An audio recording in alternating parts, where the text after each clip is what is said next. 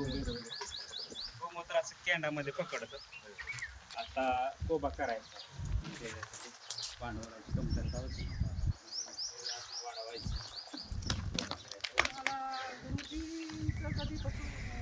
गुरुजींचं 2016 पासून मी पंढरपूरमध्ये दोन्ही शिबिर केले, 2016 ते 2017.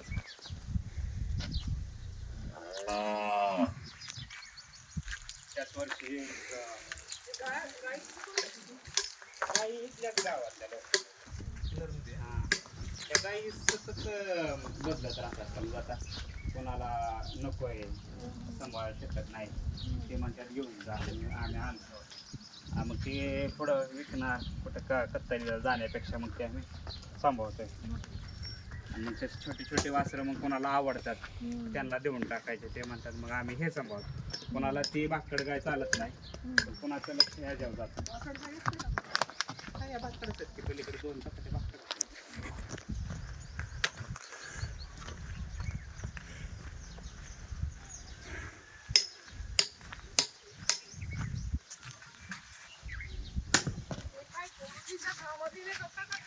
हो हो, गुरुजीच्या सहमतीनेच करतो. ते शिर्के मॅडम तुझ्या बरोबर आलेत काय? निघ लवकर निघ दादा. झाली सुरुवात.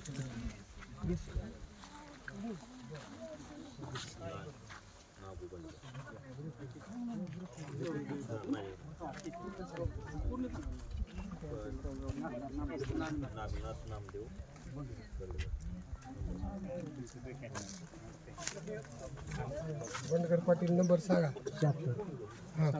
76 202 82 922.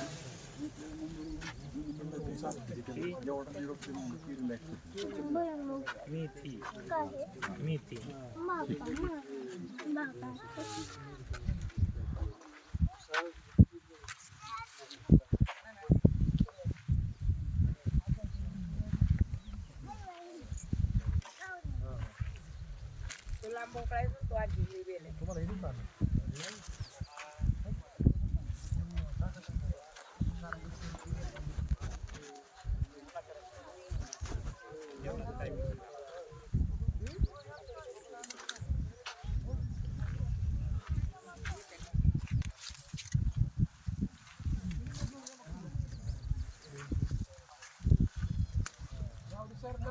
बारामती नॅचरल SPK शेतकरी ग्रुपच्या माध्यमातून गोखळी गावामध्ये राहुल हनुमंत गावडे यांच्या शेतावर सुभाष पाळेकर नैसर्गिक शेतीचा जो भाजीपाला प्लॉट आहे, या प्लॉटसाठी शिवार फेरीचं नियोजन केलेलं आहे.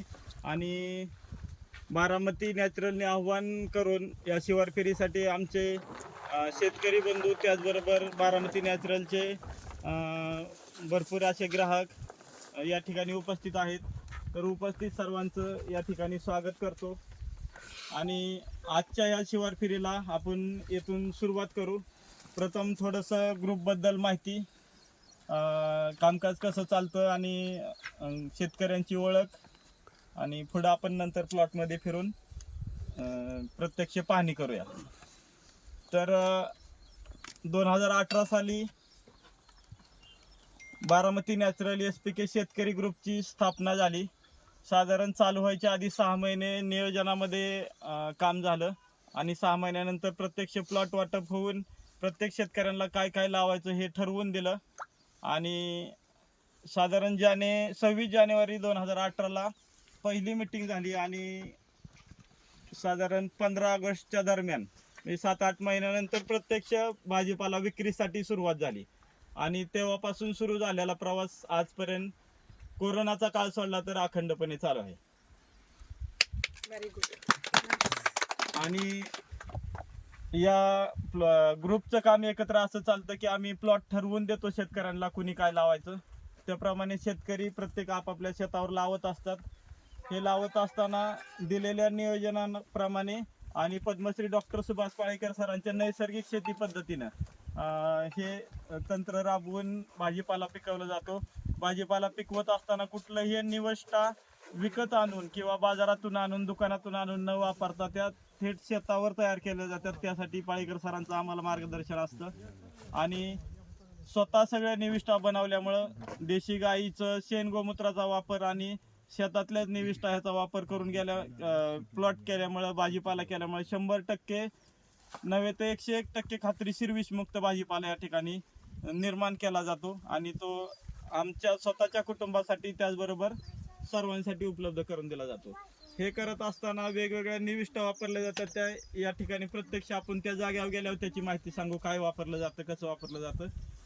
पण या पद्धतीनं काम चालत असताना मग सगळं स्वतः पिकवायचं, स्वतः पिकवलेलं स्वतः विक्री करायची, असं ह्या पाळेकर सरांचं एक स्वावलंबी व्यवस्था पर्यायी म्हणजे शासनाने ज्या काही व्यवस्था उभ्या केलेल्या आहेत त्या शेतकऱ्यांसाठी शोषणकारी व्यवस्था आहेत. तर शेतकऱ्यांसाठी इथं कुठं बाजारभावाची व्यवस्था नाही. दुकानात गेलं तर शेतकऱ्याला खतं औषधं बियांसाठी लुटलंच जातं आणि विक्रीमध्ये पण तीच अवस्था असताना पाळेकर सरांनी जी काही संकल्पना मांडली विक्री व्यवस्थेची, ती संकल्पना आम्ही या ठिकाणी पुरेपूर राबवायचा प्रयत्न केला. त्यामध्ये स्वतः पिकवायचं आणि स्वतः विक्री करायची. विक्री करत असताना स्वतःचा माल स्वतः घेऊन येतात शेतकरी. बारामतीमध्ये गुरुवार आणि रविवार आठवड्यातलं 2 दिवस काम चालतं. ते सकाळी 7ला चालू होऊन साधारण 10 वाजेपर्यंत 2-3 तासात शेतकरी शेतीमाल स्वतः विक्री करून आपापल्या घरी निघून जातात. साधारण सकाळी 3 तासामध्ये निलावाला गेलं तरी 3-4 तास 11-12 वाजेपर्यंत काम करावंच लागतं. तर तेवढ्या वेळात थेट शेतकरी ते ग्राहक विक्री व्यवस्थेमधून विक्री करून शेतकरी निघून जातात. आणि हे करत असताना चळवळीसाठी म्हणून शेतकरी वाढवणे, त्याचबरोबर भाजीपालासाठी खरेदीसाठी ग्राहक वाढवणे आणि चळवळीचं प्रचार प्रसार करत जाणे, ह्या सगळ्या एकत्रित काम करत असताना बारामतीमध्ये काम करताना गेल्या वर्षीपासून गोंगडे साहेबांनी पुढाकार घेऊन आपण पुण्यात पण चालू केलं. पुण्यात करण्याचे 2 उद्देश की बारामतीमध्ये मर्यादित ग्राहक असताना जर शेतमाल वाढलाच तर तो त्या प्रमाणात इथं नाही संपत, तर मग त्याला पर्यायी व्यवस्था म्हणून पुण्यामध्ये चालू केलं. आणि कालच्या पाडव्यापासून होम डिलिव्हरीची पण व्यवस्था केली संपूर्ण बारामतीमध्ये, पुण्यामध्ये, मुंबईमध्ये. ऑनलाईन ॲपच्या माध्यमातून सगळं जे आमच्या शेतावर पिकतं ते सगळं दिलं जातं. बाजारात असतं ते सगळं आम्ही द्यायच्या हट्टाला लागत नाही. जे विषमुक्त पिकवू शकतोय आमच्या शेतावर असतंय तेवढंच द्यायचं, नसेल तर त्या दिवशी नाही म्हणून सांगायचं. किंवा काही पर्याय म्हणून आपण जे काही गोष्टी उपलब्ध करतो ते SPK शेती पद्धतीने पिकवलेल्या शेतकऱ्यांचाच शेतमाल असतो, इतर शेतमाल या ठिकाणी देत नाही. आणि तो जर नाही मिळाला तर आम्ही देत नाही. तर अशा पद्धतीने हे काम असतं. पुण्यामध्ये आता काही कुरिअरची टाईप करून साहेबांनी ॲप बनवलं आणि एका दिवसात म्हणजे आज दिलेली डिलिव्हरी उद्या पुण्यामध्ये किंवा मुंबईमध्ये मिळते. बारामतीमध्ये तर काय ते चालूच आहे रेग्युलरमध्ये. अशा प्रकारे ही विक्री व्यवस्थेचे 2-3 स्टेप आता घेतलेले आहेत. आतापर्यंत जी काही थेट शेतकरी ते ग्राहकाची विक्री होती तीच शेतकऱ्यांचीच, पण थोडीशी आधुनिक, थोडंसं लांबचा टप्पा गाठण्यासाठी या गोष्टी आपण केलेल्या आहेत. तर ग्रुपबद्दलची ही थोडक्यात माहिती, आजपर्यंत चालत आलेलं काम आणि भविष्यामध्ये सुभाष पाळेकर नैसर्गिक शेतीची चळवळ अशीच वाढावी यासाठी शेतकऱ्यांबरोबर ग्राहकांची बी तेवढीच साथ असते. ती फक्त खरेदीसाठी नाही तर काय आहे नैसर्गिक शेती हे लोकांपर्यंत मांडणे, ते कशी केली जाते त्यासाठी असे प्लॉट पाहायला, शिवार फेरीला येणे, त्याचबरोबर उपलब्ध असणारा शेतमाल घेणे, ही सगळे एकंदरीत अशा पद्धतीची साथ जर मिळाली तर नक्कीच भविष्यामध्ये शेतकरी वाढतील. आज मोठ्या शहरात बघायला गेले तर प्रत्येक जण म्हणतो आम्हाला विषमुक्त खायचं आहे, पण त्यासाठी शेतकरी नाहीत. आणि आम्ही म्हणतोय आम्हाला विषमुक्त पिकवायचं तर त्यासाठी ग्राहक नाहीत. तर ह्या गोष्टीला जोडण्याचा एक मार्ग आणि तो विश्वास निर्माण करण्याचं काम म्हणजे एक शिवार फेरीचं आयोजन असतं आमच्यासाठी आणि ते चळवळीचं पण एक प्रचार प्रसाराचं काम असतं. अशा पद्धतीनं हे बारामती नॅचरलचं ग्रुपचं काम एकत्रित चालतं. त्याचबरोबर आज ज्यांच्या प्लॉटवर आपली शिवार फेरी आहे ते राहुल गावडे, तर हे शेतकरी आहेत, यांचा हा प्लॉट आहे. तर त्यांनी या प्लॉटबद्दल कसं काम केलं इथं थोडक्यात सांगते. प्रत्यक्ष नंतर प्लॉटवर गेल्यावर माहिती देतच असते, परंतु इथं काही गोष्टी ज्या उभ्या सांगता येतील ते सांगतील. त्यानंतर आमचे गोंगडे साहेब जे काही सोशल मीडियाचं जे काही काम चालतं, विक्री व्यवस्था, प्रचार प्रसार, ते असताना IT इंजिनियर आहेत. त्यामुळे त्यांच्या ज्ञानाचा ग्रुपला आणि या शेतकरी व्यवस्थेला कसा फायदा होतो आणि त्यांनी त्यासाठी काय काय कार्य केलं ते माहिती ते देतील. साहेब बोलतील, त्यानंतर प्रत्यक्ष प्लॉट बद्दलची माहिती राहुल इथं काय देतील आणि नंतर आपण प्लॉटवर फिरू. तर घोंगडे साहेब. साठी बऱ्याच ठिकाणी लोकांनी प्रेमाने जागा दिली, पण गेली 1 वर्षभर आमचे सर्वांचे मित्र श्रीयुत अरविंद भगवानराव सातव यांनी तो स्वतःची पर्सनल जागेमध्ये दर गुरुवारी विक्री करायला परवानगी दिली. त्याबद्दल त्यांचं सर्वांतर्फे सातव साहेब हात वर करा. ते स्वतः हबप आहेत, गेली 32 वर्षे पायी वारी करतात, आळंदी ते पंढरपूर. आणि दुसरं एक ठिकाण आपलं देशपांडे इस्टेट मध्ये आहे, ते देशपांडे साहेबांचं पण साठी टाळ्या वाजवा. धन्यवाद. बारामतीमध्ये सहकार्य मिळत गेलं तर नक्कीच ही चळवळ मोठी होईल आणि महाराष्ट्रामध्ये जसं बारामती सगळ्याच गोष्टीसाठी आदर्श, तसंच शेतकऱ्यांसाठी पण एक आदर्श अशी एक विक्री व्यवस्था म्हणून नावारूपाला येईल. आपण केलेल्या सर्व सहकार्याबद्दल बारामती नॅचरल तर्फे धन्यवाद. नमस्कार, मी प्रसाद जगन्नाथ घोंगडे, बारामतीमध्ये राहतो. माझी शेती गाडीखेल आणि कराटीमध्ये आहे. मी बारामती नॅचरल्स शेतकरी ग्रुपला 2020मध्ये जॉईन झालो. माझे वडील प्राथमिक शिक्षक होते, शेतीचा फारसा काही संबंध नव्हता. पुण्यात राहत होतो, सॉफ्टवेअर इंजिनियर आहे. मला स्वतःला विषमुक्त खायचं ही गरज होती, पण जेव्हा शोधायला सुरुवात केली त्यावेळेस मला तिथं पुण्यात कोणी असे शेतकरी सापडणं फार अवघड आहे हे लक्षात आलं.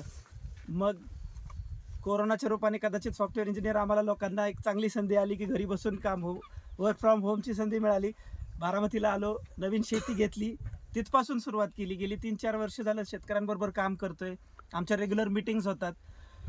एक 5-6 महिन्यापूर्वी ह्या रेग्युलर मिटिंग्समध्ये एक असा विषय चर्चेला झाला आमच्या सगळ्यांचा की शेती करतोय, सगळेजण शेती करतोय, प्रत्येकाचे चॅलेंजेस आहेत. म्हणजे शेतीतले चॅलेंजेस आहेत, बियाण्याचं चॅलेंज आहे, रोपांचं चॅलेंज आहे, उपकरणांचं चॅलेंज आहे, मजुरांचं चॅलेंज आहे, भांडवलाचं चॅलेंज आहे, किंवा औषध निविष्ठा वगैरे ह्या सगळ्या गुरुजींनी दिलेल्या आहेत त्याच्या प्रोसेसेस. पण त्या बनवण्यात काहीतरी कधीतरी कुठेतरी शेड्यूलनुसार वेळेनुसार हाराकरी होते. त्याच्यामुळं ह्या सगळ्या चॅलेंजेस बघता शेतीत जो रिझल्ट पाहिजे तो मिळत नाहीये. सो अल्टिमेटली प्रत्येक शेतकऱ्याचं कारण वेगळं आहे, पण रिझल्ट एक आहे, फेल्युअर. वर्षाकाठी जे उत्पन्न पाहिजे शेती ह्या उद्योगातून, जे बाहेर कुठल्याही उद्योगात सहजासहजी जे मिळतंय किंवा प्रत्येक उद्योग प्रॉफिटेबल आहे, पण शेती हा उद्योग प्रॉफिटेबल आहे हे म्हणताना प्रत्येकाची जीभ कचरते. का कचरते? तर त्याचं रिझन हे की हे जे 5-6 चॅलेंजेस आहेत, ह्या चॅलेंजेसवरती काम एकटा शेतकरी करू शकत नाही, किंवा करताना त्याची दमछाक होते, कुठं ना कुठं तरी तो कमी पडतो. आणि ह्यातलं एक जरी कारण फसलं तरी शेवटी वर्षाकाठीचा रिझल्ट तोच आहे, फेल्युअर. मग ह्या गोष्टीवर थोडंसं विचारमंथन झाल्यानंतर आम्ही एक असा पर्याय काढला पुढं की जशी कंपनी एक काम करते तसं आपण शेती व्यवसायात कंपनी म्हणून काम केलं पाहिजे, जबाबदाऱ्या वाटून घेतल्या पाहिजेत. सो ही संकल्पना जेव्हा मांडली, काही लोकांनी त्याचा प्रतिसाद दिला आणि आम्ही एक 5 जण सध्या ह्या ग्रुपमध्ये एकत्र ग्रुप म्हणून काम करतोय की ज्याच्यामध्ये आम्ही जबाबदाऱ्या वाटून घेतलेल्या आहेत. मग त्यातली सगळ्यात पहिली जबाबदारी होती आम्हाला लागणारं सगळ्यात मेन देशी बियाणं. आपल्या शेती लागवडीसाठी जे बियाणं पाहिजे ते चांगल्या क्वालिटीचं, उत्तम प्रतीचं पाहिजे. सो नशिबाने आमच्या ग्रुपमध्ये मिलिंद सावंत सारखे शेतकरी आहेत जे गेली कित्येक वर्ष ते चांगली बीज बँक चालवत आहेत. 140+ प्रकारचे त्यांच्याकडं देशी वाहन आहेत बियाण्यांचे. त्याच्यामुळं आमच्या नशिबाने ते शेतकरी आमच्या ग्रुपचे शेतकरी आहेत. त्याच्यामुळं बियाण्याचं तर आमची सगळी जी गरज होती ती त्यांच्याकडून भागली, त्याची जबाबदारी त्यांनी घेतली. दुसरं शेतीतलं महत्त्वाचं चॅलेंज होतं शेतीतलं प्रोडक्शन. म्हणजे तुमचे शेतमजूर असतील, शेतातली उपकरणं असतील, सगळ्या शेतात करायची लागवड, त्याचं रेग्युलर त्याला करावी लागणारी फवारणी, ती फवारणी करण्यासाठी जी औषधं पाहिजेत ती तयार असणं. सो ह्या सगळ्या गोष्टींची जबाबदारी आमच्या विनोद चव्हाण आणि राहुल गावडे या 2 शेतकऱ्यांनी घेतली. आज आमच्या या सगळ्या शेतात 5ही शेतकऱ्यांच्या शेतात मिळून जे काही प्रोडक्शन होतं त्या सगळ्यांची जबाबदारी विनोद चव्हाण घेतात. इथं जे शेतमजूर आहेत, सगळ्या शेतात काम करणारे, ते सगळे शेतमजूर कोण कुठं कधी काय काम करणार, किती शेतमजूर कुठल्या शेतात जाणार, कधी आपल्याला बाहेरून शेतमजूर आणायची गरज आहे, ह्या सगळ्यांचं नियोजन ते बघतात आणि त्याच्यानुसार ह्या 5ही शेतामध्ये काम होतं. किंवा हे करण्यासाठी आमचा सगळ्यात महत्त्वाचा पाय आहे गाय, देशी गाय, देशी गाईचं शेण, गोमूत्र ह्या गोष्टी उपलब्ध पाहिजेत. प्लस त्याच्याबरोबर जे गुरुजींनी सांगितलेली वेगवेगळी अस्त्र आहेत, ती सगळी अस्त्र बनवलेली पाहिजेत. सो ह्या सगळ्यांची जबाबदारी राहुल गावडेंनी घेतली. आम्ही आमच्या सगळ्यांच्या ज्या गाय आहेत त्या गाया आता इथं शिफ्ट केलेल्या आहेत. एक गोठा चांगला आम्ही तिथं बांधतोय, जिथं या गायांचं शेण गोमूत्र कलेक्शन व्यवस्थित होईल. आणि मग आपला शेण गोमूत्राचा जो मेन कन्सर्न आहे की आपल्याला ही गोष्ट लागते, आणि बऱ्याचदा प्रत्येक शेतकऱ्याच्या ह्याच्यात तीच अडचण होते की ज्यावेळेस ते पाहिजे त्यावेळेस ते उपलब्ध नसतं. पण जर आता तो गोठा झाला, त्या सगळ्या गोष्टी एका ठिकाणी ऑटोमॅटिक कलेक्शन होत गेलं तर ह्या सगळ्या गोष्टीत नक्कीच आम्हाला त्याचा चांगला रिझल्ट मिळेल. सो प्रोडक्शन झालं, त्याच्यासाठी लागणाऱ्या सगळ्या निविष्ठा वगैरे यांचं झालं. मग त्याच्या पुढची महत्त्वाची ही होती विक्री व्यवस्था. आपल्याला जे प्रोडक्शन आपण करणार आहेत त्याची व्यवस्थित विक्री पण झाली पाहिजे, एंड कस्टमरपर्यंत आपण पोहोचलो पाहिजे. सो ह्या सगळ्यांची जबाबदारी मग मी आणि आमच्या विक्रीतले अजून एक जण जोडीदार आहेत, येत आहेत ते शंकर गाडे, आम्ही दोघांनी घेतले. शंकर गाडे राहायला मूळ असूल आहेत, पण ते बारामतीला शिफ्ट झाले. आज बारामतीमध्ये ते आमची विक्री व्यवस्था चालवतात, आपली गाडी बारामतीत फिरवतात, सगळीकडे बारामतीत ती विक्री व्यवस्था करतात. आणि ह्याच्या उपर सगळ्यात महत्त्वाचं, सगळ्यांसाठीच हे करणारं महत्त्वाचं हे म्हणजे भांडवल. या सगळ्या शेतांमध्ये काम करण्यासाठी जे भांडवल लागतं, मग आम्ही 5 जणांनी यथाशक्ती ज्याला जसं जेवढं शक्य आहे त्यांनी ते भांडवल त्याच्यामध्ये टाकलं आणि ते भांडवल उभा करून आज आम्ही ते काम करतोय. भले भांडवली खर्च आहे, पण तो कोणालाही एकट्याला करणं शक्य नाही. हीच गोष्ट जर ग्रुपनी करायला गेलात तर ती शक्य आहे, ती सोपी होते. ज्याला जेवढं शक्य आहे त्यांनी ती यथाशक्ती उचला आणि त्याच्यानुसार हे करा. पण अल्टिमेटली आज आम्ही ह्या 5 जणांनी 5 गोष्टींचं जबाबदाऱ्या वाटून घेतल्यामुळं आम्हाला त्या गोष्टी व्यवस्थित पद्धतीने करणं सोपं जाते. मग मी स्वतः आता सॉफ्टवेअर इंजिनियर असल्यामुळं मग मी ह्यातल्या विक्री व्यवस्थेत थोड्याशा पुढच्या गोष्टींमध्ये हे केला की जर ते गाडी चालवत आहेत, बारामतीत विकतायत, तर आपण पुण्यात आणि मुंबईतल्या कस्टमर्स, बारामतीतही आपलं प्रोडक्शन जर वाढत गेलं तर बारामतीतल्या ग्राहकांमध्ये म्हणजे शेतमाल पूर्ण विकला जात नाही. मग आम्ही पुण्याला जाऊन आलो, म्हणजे गेली 4-5 महिने आम्ही पुण्याला जातोय, तिथं जाऊन काही सोसायट्यांमध्ये विक्री करतोय. तिथं काही चॅलेंजेस आले. एकदा मुंबईला गेलो तर तिथं मुंबईतून खूप मागणी आली, पण मग मुंबईला आम्हाला जाणं शक्यच नव्हतं, म्हणजे गाडी घेऊन मुंबईला विक्रीला जाणं वगैरे शक्यच नव्हतं. पुण्यात पण आलेले चॅलेंजेस वेगळे होते. आज शहरी भागातला कस्टमर फार छोट्या छोट्या कारणासाठी पण रस्त्यावर यायला तयारच नाहीये. अगदी त्याच्या सोसायटीत जरी जाऊन आम्ही थांबलो तरी तो 4 पायऱ्या उतरून खाली यायला तयार नाहीये. त्यांना झोमॅटो स्विगीची सवय लागली, चहा सुद्धा ते घरात मागवतात. सो आहे तर आहे, ही परिस्थिती तुम्ही म्हणजे जे आहे ते ऍक्सेप्ट केली पाहिजे. तिथं तक्रार करून ते काय बदलणार नाहीये. मग आम्ही त्याच्यावर ही चर्चा चालू केली की ह्याच्यासाठी काय करता येईल. तर मग बारामतीतल्या कुरिअर कंपन्यांनी आम्हाला त्याच्या बाबतीत खूप चांगला प्रतिसाद दिला. तर ते आज आमचं पार्सल पुणे आणि मुंबईमध्ये सेम डे डिलिव्हरी 24 तासाच्या आतमध्ये ते डिलिव्हरी पुण्यात पोहोचवत आहेत. चार्जेसही त्याचे नॉमिनल घेत आहेत. आणि त्याच्यामुळे आज आम्हाला हे सहज शक्य आहे की आम्ही पुण्यात आणि मुंबईमध्ये आम्ही आमचा शेतमाल सध्या पाठवतोय. बॉक्स पॅकेजिंगवरती आम्ही थोडीशी मेहनत केली. 2-3 वेगवेगळ्या साईजचे बॉक्स वगैरे बनवून घेतले, त्याच्यातून चेक केलं. तो आता बऱ्यापैकी आम्ही गेले 2-3 आठवडे झालं 25-30 पार्सल्स आम्ही मुंबईमध्ये पाठवलेले. 24 तासाच्या आत डिलिव्हरी होते. ग्राहक खुश आहेत. त्यांना जे आलेल्या पालेभाज्या खूप फ्रेश होत्या, म्हणजे अजिबात त्या पालेभाज्या त्यांना कुठेही असं जाणवलं नाही की ह्या खराब झाल्या, ट्रान्सपोर्टमध्ये खराब झालेल्या आहेत, उन्हाने खराब झालेल्या आहेत. त्याच्यामुळे ग्राहकही खुश होते. त्यांचे फीडबॅक खूप चांगले आहेत. त्यांना फ्रेश नॅचरल शेतमाल बारामतीतून मिळायला लागलाय, ह्या बाबतीतही ते खुश आहेत. सो आत्ता ह्या पाडव्यापासून आपण आपली नवीन वेबसाईट लॉन्च केलेली आणि मोबाईल ॲप लॉन्च केलेलं आहे. सो हे शहरी भागातील कस्टमर घरी बसूनच आपल्या वेबसाईटवरून आम्हाला ऑर्डर देऊ शकतात, ॲपवरून ऑर्डर देऊ शकतात. ती ऑर्डर आम्हाला मिळाली की आम्ही इथं पॅकिंग करतो, संध्याकाळी कुरिअरने पाठवून देतो. दुसऱ्या दिवशी संध्याकाळपर्यंत त्यांना ते पार्सल पोहोचून जातं. baramati-naturals.com म्हणजे वेबसाईट ती आहे. आणि बारामती नॅचरल्स नावाचा ॲप सर्च केलं तर गुगल प्ले स्टोअरवरती मिळून जाईल आपल्याला. तुमचा मोबाईल नंबर सांगा की त्यात. बरं, माझा मोबाईल नंबर आहे 9702 003890. मराठीत सांगा. 9702 003890. मराठी ही गुरुजीची भाषा आहे. आता इंग्रजीत सांगा. 9702 प्रसाद गोंगडे.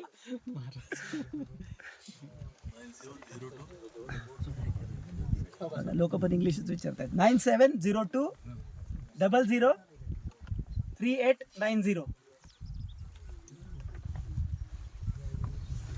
बर, अजून एक मुद्दा होता. सांगा. जेव्हा आम्ही ह्या विक्री व्यवस्थेचं हे करत होतो, त्याचं शासनमान्य रजिस्ट्रेशन, FSSAIचं रजिस्ट्रेशन वगैरे हे सगळं आम्ही केलं. ते करताना ऑर्गॅनिक रजिस्ट्रेशन हा पण एक मुद्दा आला की लोकांना ऑर्गॅनिक पाहिजे तर त्या ऑर्गॅनिकचं ठप्पा पाहिजे, ऑर्गॅनिकचं सर्टिफिकेशन पाहिजे. ही ग्राहकांची म्हणजे बऱ्याचशा ग्राहकांची याची मागणी होती किंवा ते मुद्दा होता की हे ऑर्गॅनिक सर्टिफिकेशन कसं मिळवता येईल. मग त्याची आम्ही थोडीशी माहिती केली की सरकार कसं देतं सर्टिफिकेशन. त्याच्यात 2 प्रकारचे सर्टिफिकेशन आहेत. एक NPOP सर्टिफिकेशन जे एक्सपोर्टसाठी चालतं, एक्सपोर्टसाठी लागतं, गरजेचं आहे. त्याच्यासाठी मग शासनमान्य काही संस्था आहेत, त्यांना तुम्हाला अप्लाय करावं लागतं, त्यांच्याकडून ते सर्टिफिकेशन घ्यावं लागतं, त्यांच्या टेस्ट होतात वेगवेगळ्या. त्याची कॉस्ट खूप जास्त आहे, 45,000 रुपये दरवर्षीची ती कॉस्ट आहे. जो कुठलाही एक शेतकरी नाही करू शकत. जो एक्सपोर्ट करणारा व्यापारी आहे तोच फक्त ही फीस भरू शकतो आणि ते सर्टिफिकेशन घेऊ शकतो. त्याच्यामुळं त्या सर्टिफिकेशनच्या फारसे कोणी शेतकरी जास्त विचार करत नाहीत त्याचा, किंवा जे ऑर्गॅनिक आणि नॅचरल मध्ये डिफरन्स आहे ना? हो आहे, सांगतो. सो NPOP सर्टिफिकेशन तर कुठला शेतकरी जात नाही, किंवा जे मोठे शेतकरी आहेत, द्राक्ष उत्पादक शेतकरी किंवा जे एक्सपोर्ट क्वालिटीनेच फक्त काम करतात एक्सपोर्ट लेवललाच, ते लोक कदाचित करू शकत असतील, पण एक साधारण शेतकरी याचा विचारच करू शकत नाही. आणि मग दुसरा एक पर्याय सरकारने आणलेला आहे PGS सर्टिफिकेट. PGS सर्टिफिकेट म्हणजे काय? एका भागातील, एका तालुक्यातील सरकार काय म्हणते, 50 लोकांना एकत्र करा, त्यातले 25 शेतकरी असतील, 25 ग्राहक असतील, या 25 ग्राहकातले काही वकील असतील, काही डॉक्टर असतील, काही शिक्षक असतील, थोडे प्रतिदेश लोक असतील. मग हे सगळे लोक एकत्र येतील, 25 शेतकरी म्हणतील की आम्ही ऑर्गॅनिक पिकवतो, हे 25 ग्राहक तिथं जाऊन त्यांच्या शेतात चेक वगैरे काय करतील आणि त्यांना मान्यता देतील, ओके हे ऑर्गॅनिक करतात, मग आपण ह्यांना सगळ्यांना ऑर्गॅनिक म्हणायचं आणि आपल्यात ऑर्गॅनिक चालवा. याच्यासाठी पण सरकार फी घेतं, ज्याचं काहीच कारण नाही. यात सरकारचा रोल काहीच नाहीये, तरी सरकार पैसे घेतं. मग आम्ही विचार केला की ऑर्गॅनिक हे शब्द ऐकल्यावर तुमच्या मनात काहीतरी एक येतं की हे शेणखतापासून केलेलं असेल, सेंद्रिय असेल, त्याच्यावर औषध फवारलेलं.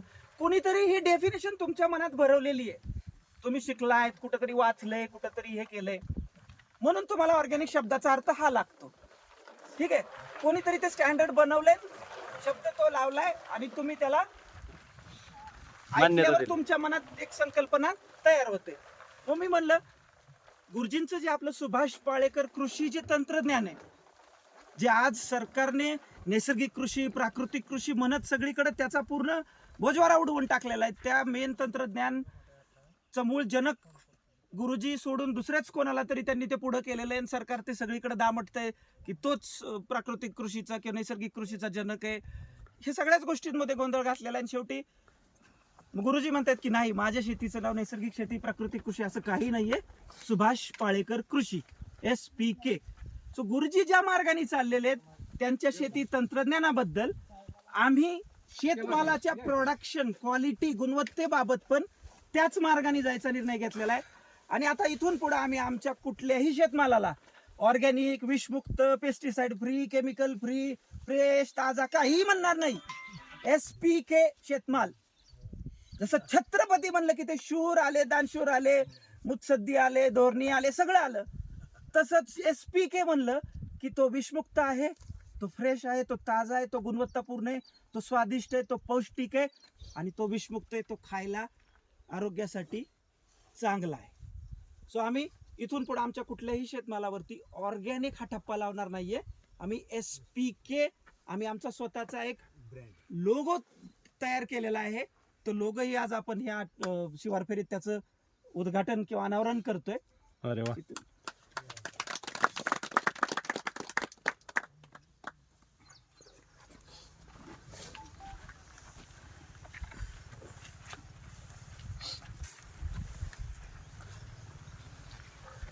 सो हा नवीन लोगो आपण लॉन्च करत आहोत या आपल्या वेबसाईट आणि ॲपच्या उद्घाटनाच्या माध्यमातून